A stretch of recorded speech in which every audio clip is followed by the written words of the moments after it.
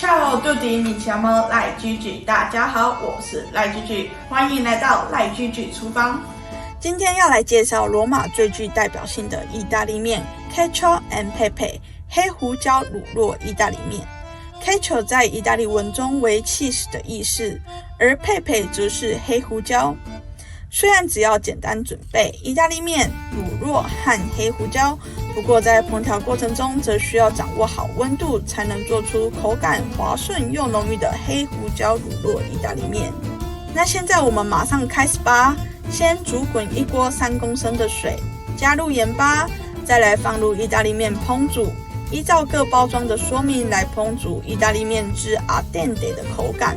同时将黑胡椒馅抹至平底锅中，摇动平底锅烘烤黑胡椒约1分钟。